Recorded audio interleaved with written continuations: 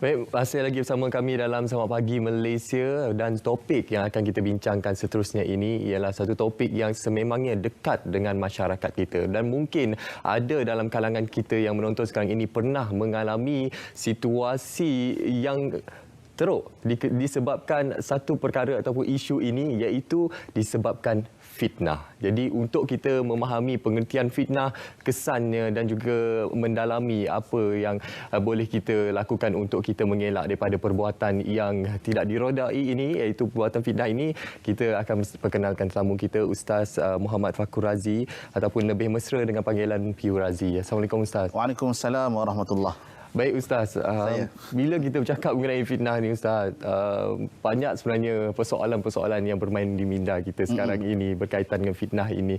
Jadi terlebih dahulu untuk memberi pencerahan kepada penonton, mungkin boleh memberikan pendefinisian apakah yang dimaksudkan dengan fitnah itu Ustaz. Okey, baik.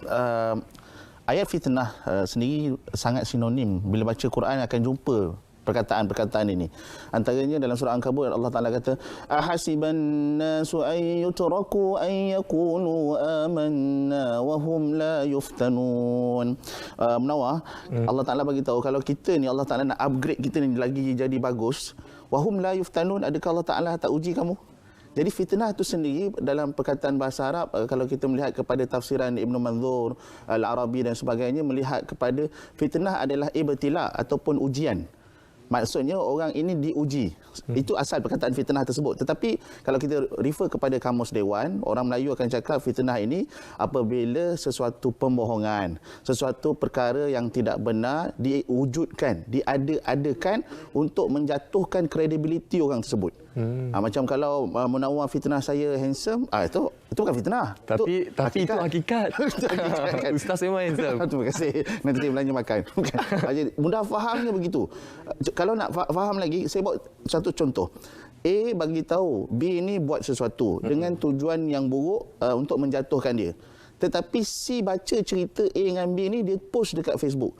Ketiga-tiga orang ini telah melakukan sesuatu yang disebut fitnah. Ini dia sudut agama.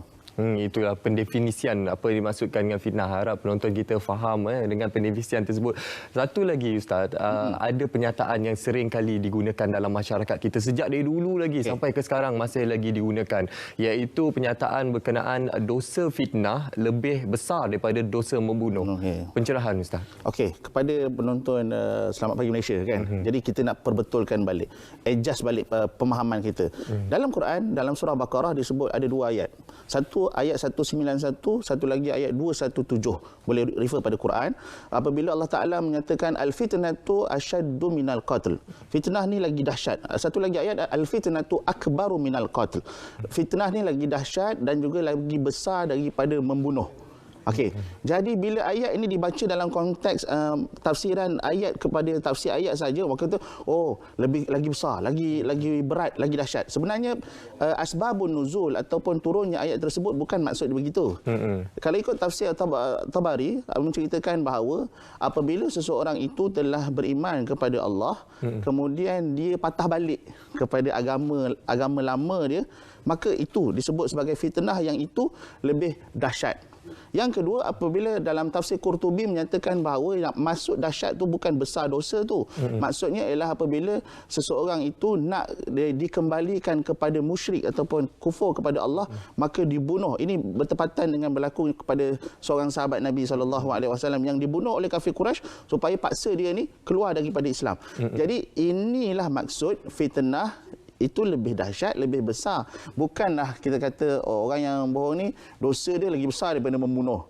Membunuh tu dah besar dah dosa tu. Betul. Fitnah tu juga besar dosa dia. Jadi kena faham dari sudut konteks yang betul ni. Dari sudut konteks secara keseluruhannya. Itu pemahaman kita mengenai penyataan tersebut. Baik, kita berbalik kepada situasi negara kita sekarang ini. Sejak kebelakangan ini Ustaz, negara kita seringkali dikejutkan dengan berita-berita dan juga maklumat-maklumat yang belum pasti lagi kesahihannya tetapi telah tersebar luas dan isu tersebut telah mengganggu gugat keharmonian dan memberi kesan buruk kepada masyarakat dan juga negara. Mungkin Ustaz boleh memberi sedikit penjelasan dari sudut adab dan juga etika kita menerima maklumat dan juga menyampaikan maklumat supaya kita dapat mengelakkan fitnah ini. Okey, baik. tajuk angkara fitnah ni Munawar, sangat banyaklah orang membincangkannya macam mana nak atasi, termasuklah juga undang-undang yang di-apply dalam hal-hal macam inilah untuk membendung. Tapi orang masih juga nak buat. Kenapa? Jadi nak tahu faktor dulu kenapa. Innahu lakum aduwwum mubin. Ni kerja iblis. Kerja iblis ni dia memang suruh buruk-burukkan orang. Itu kalau orang tu buruk-buruk, dia bergaduh. Bila dia bergaduh, dia saling attack, balas-membalas. Jadi ini memang sangat disukai oleh iblis. Satu. Yang kedua, banyak pula masa orang kita ni. Kan? Ada je tangan dia. Orang dulu pegang tasbih, dia pegang handphone. Ada je nak menulis, ada je nak komen. OOTD lah, apa benda menatang. Semua macam-macam dia nak sebut. Baik. Yang ketiga, kita tengok dalam Islam sendiri telah diberi satu guideline. Pertama, apabila dapat satu berita, tabayyun. In ja'akum fasiqun binaba'in fatabayyanu. Selidiki terlebih dahulu. Isu selidiki ni kalau kita tengok dalam pembelajaran hadis, bila mana Nabi bagi ingat kepada orang, kalau tak betul ayat tersebut, jangan disandarkan kepada Nabi SAW. Man kadzaba alayya muta'ammidan falyatabawwa maq'adahu minan nar. Ada tempat di dalam neraka. Jadi konsep kita takut orang dicampakkan dalam neraka disebabkan fitnah ini, orang tak nampak sebab duduk atas dunia senang lenang, dia tulis pun dalam keadaan selesa kan. Dia duduk dalam bilik, dia tak tahu pergaduhan berlaku kat luar ni disebabkan berita palsu yang dia sampaikan. Jadi hal yang macam ini sangat berat sebenarnya. Jadi saya sebut tadi, pertama tabayun, yang kedua kita melihat sama ada berita itu perlu disampaikan ataupun tidak. Macam kita bagi contoh di awal tadi, A tuduh B.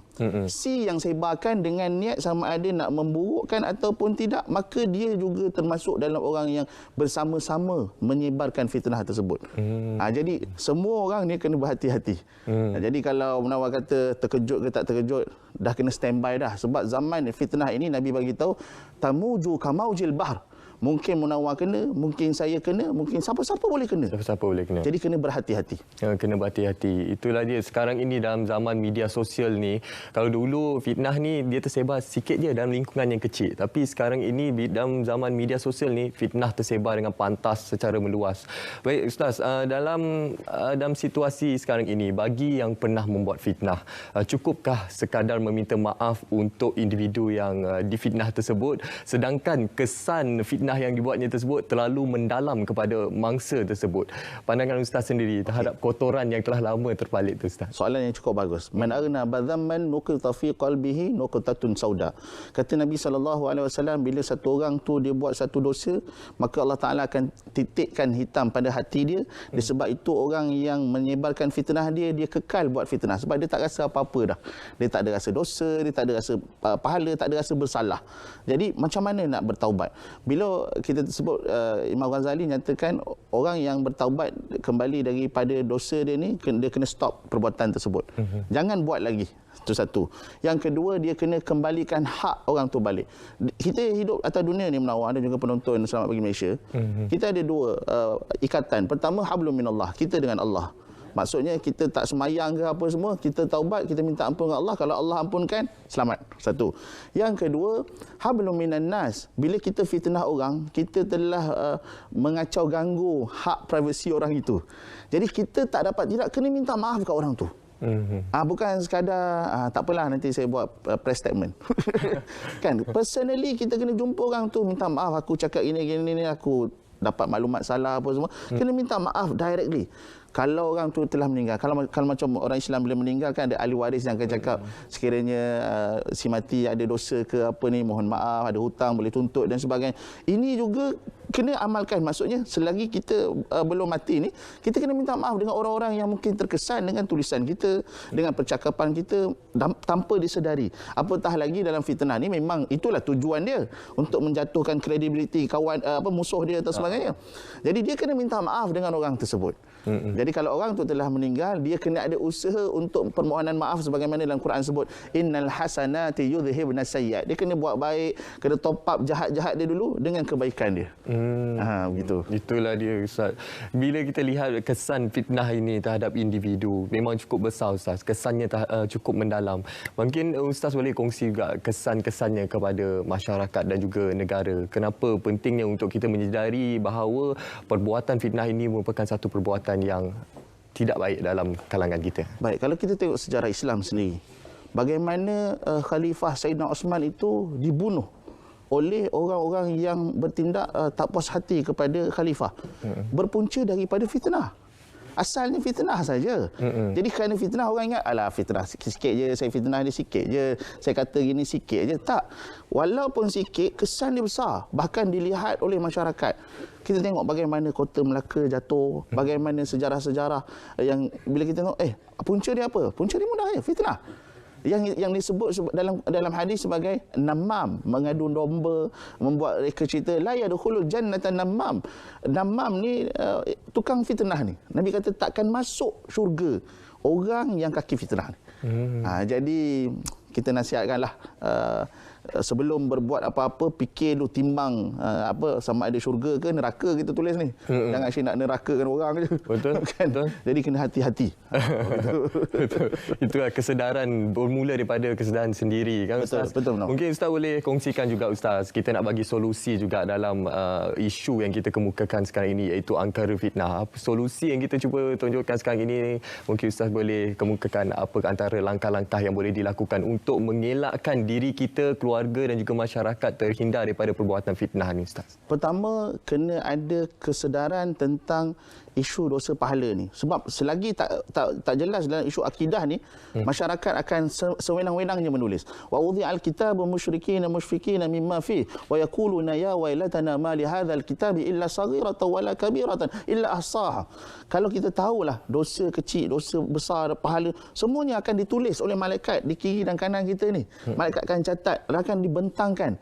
Dan untuk pengetahuan menawar dan juga yang menonton ini, disebut dalam hadis, orang yang kaki fitnah ini esok di mahsyar ini, dia akan ada satu cangkuk besi daripada api neraka, akan tarik mulut dia ni dan juga akan tarik hidung dia ni, dan akan dimasukkan dalam neraka. Masya-Allah. Kalau gambaran itu kita rasa pun, gambarkan pun takut, ngeri. Saya dengar pun takut. Apatah lagi kalau ianya memang kita ni seorang kaki fitnah. Jadi berhentilah, itu satu. Yang kedua, bila dapat sesuatu berita, bukan kerja kita memforward. Maaf saya guna bahasa moden ni. Kan? Kita ni pemforward ni. Asal sikit dapat forward korang. Forward korang. Masuk grup ni, masuk grup ni. Please, stop. Tak ada pahala sekiranya ianya berita-berita yang palsu. Bahkan mendatangkan dosa, bahkan menyalahi undang-undang. Dan yang ketiga, kena pantau dari sudut anak-anak. Sebab perbuatan anak-anak ni dia akan bawa kepada dewasa. Man syabba alaihi syai'un syabba alaih. Maka kena biasakan anak-anak ni bila dapat berita jangan forward, nanti dulu, pastikan yang sahih. Jangan kongsi kalau tak pasti. Mungkin dalam kesempatan ni Ustaz boleh kongsikan doa-doa yang boleh kita amalkan untuk kita mengelakkan daripada perbuatan fitnah ini. Okey. Dalam Quran ada disebut doa Rabbana la taj'alna fitnatan lil qaumil zalimin wa najjina bi rahmatika minal qaumil kafirin. Itu satu. Yang kedua, Nabi SAW juga ajar supaya kita menghindari fitnah. Lepas solat kita boleh doa, Allahumma inna na'udzubika min adzabi jahannam wa na'udzubika min adzabil qabr wa na'udzubika min fitnatil mahya wal mamat wa na'udzubika min fitnatil masiihid dajjal. Ya Allah, hindarkanlah daripada azab kubur, hindar daripada azab neraka, hindarkan daripada fitnah ketika kita masih hidup ni dan juga mati. Ada orang yang difitnah ketika mati, dan juga fitnah Masiihid Dajjal.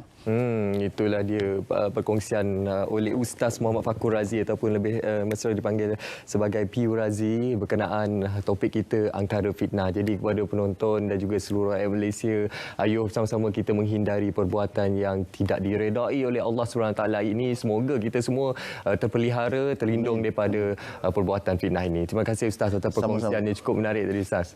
Baik, penonton, sekarang ini kita akan beralih kepada satu segmen yang cukup penting, tapi terlebih dahulu kita berehat seketika.